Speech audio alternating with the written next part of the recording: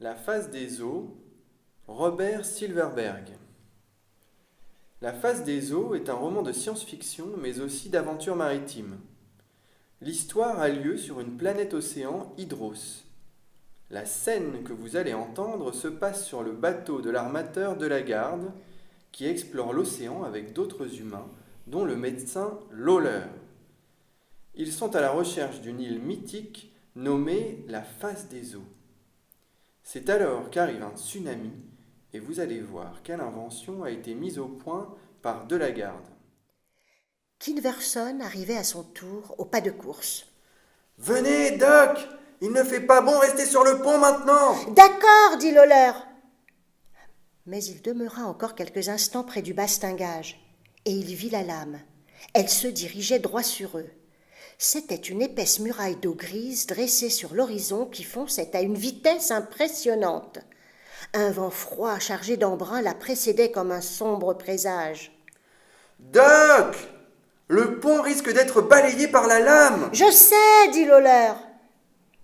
Mais la puissance de l'énorme vague le fascinait, le retenait en haut. Comprenant que les autres pouvaient décider de fermer le panneau de l'écoutille et de le laisser seul sur le pont, Lawler lança un dernier regard dans la direction de la vague et se précipita vers l'ouverture. Tout le monde était rassemblé dans l'escalier et se préparait à affronter le choc. Kinverson referma le panneau de l'écoutille et poussa la barre. Un étrange grincement s'éleva des profondeurs du navire, quelque part à l'arrière. Le magnétron se met en marche, dit Sundira. Vous avez déjà vécu cela ? Trop souvent. Mais cette fois-ci, ça ne sera pas méchant. Le grincement s'amplifia.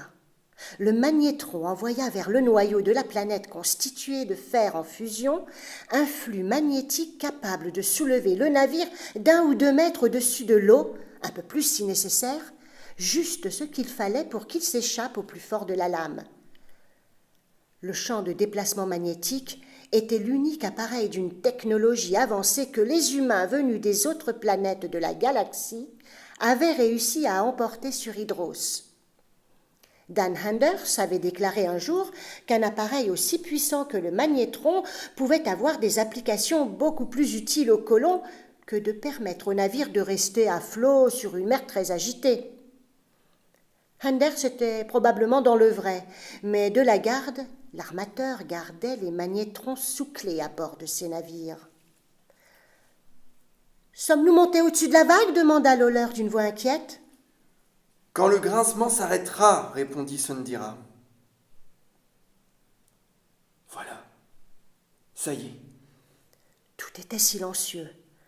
Le navire flottait juste au-dessus de la crête de la lame. Cela ne dura qu'un moment. Quelle que fût sa puissance, le magnétron avait ses limites. Mais un moment suffisait. La lame arriva et le navire passa doucement par-dessus, puis redescendit de l'autre côté. En reprenant sa base sur les flots, il trembla, oscilla, et toute sa membrure tressaillit. L'impact fut plus violent que Lawler ne l'avait imaginé, et il dut s'arc-bouter pour ne pas être jeté au sol. Puis tout se calma, et la quille se retrouva d'aplomb. Delagarde sortit par l'écoutille, le visage illuminé par un grand sourire d'autosatisfaction, et annonça « Et voilà, c'est terminé. Tout le monde à son poste.